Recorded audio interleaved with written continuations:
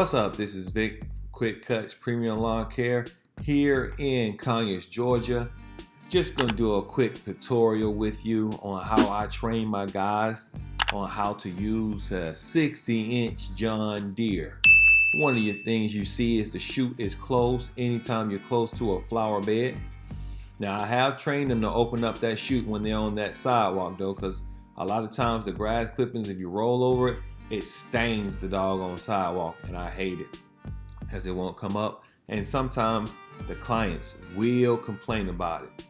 So another technique that I use in training my guys is to make sure that that chute is never facing the house. You don't want the grass to be shot all on side of the house. And you know we do it from time to time, but the idea is for them to make sure that chute is away from the house. You always point it away when you're that close. Also, I tell them about that little rod that sticks out on one side where the power box is. See that power box right there? That means it was a rod in the ground, and you can go over that doggone rod. It scared the crap out of you too, because sometimes it hit those blades and it's loud. So on a small yard like this, I believe in the back and forth method. Always keeping that chute away from the house. Because it's a small yard. Notice he opens the chute, and he should open the chute often, because what it does is it allows that perfect airflow to come in and also get those clippings to shoot out.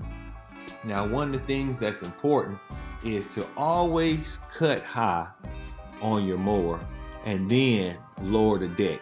It reduces the amount of clippings that you're going to shoot out.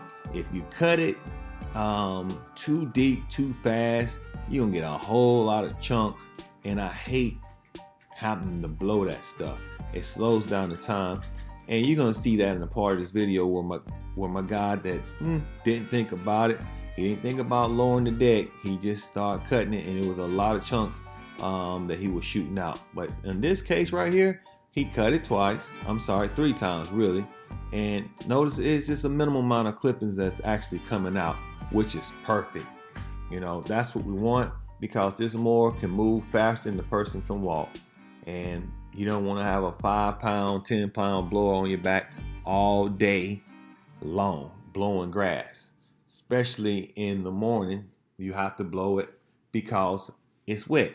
One of the things that I teach them about on the hillside is always lowering that back tire down the hill first, because if not, you go front wheel first, that thing will slide on you and skid on you.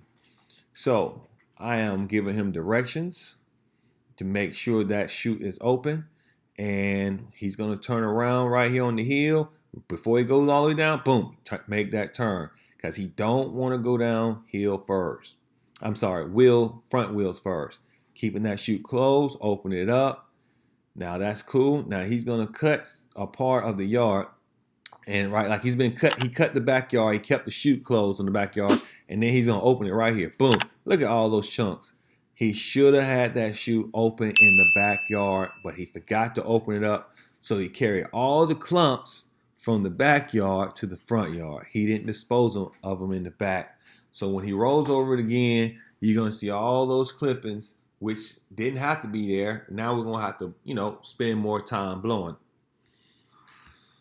So those are some of the things that's really important that you gotta know when you're training your guys. They're only gonna be as good as your training with them. I have my training in writing, and I also have a test for them that they will take in order to just have something to look at it. See, he's spinning back there, y'all. And he was spinning because he went too far on that hill when he should have backed down. So now he's off to the races again, trying to clean up those clippings. But we always have that blower to come back and blow that stuff to make it look more and so much better. So you're gonna see my nephew come, and he's gonna blow those clippings while he's doing it. So hopefully you enjoyed this tutorial, give you some ideas to think about when you training your guys, because your guys is only going to be as good as you are when you train them. Cut on Lawn Care family, cut on.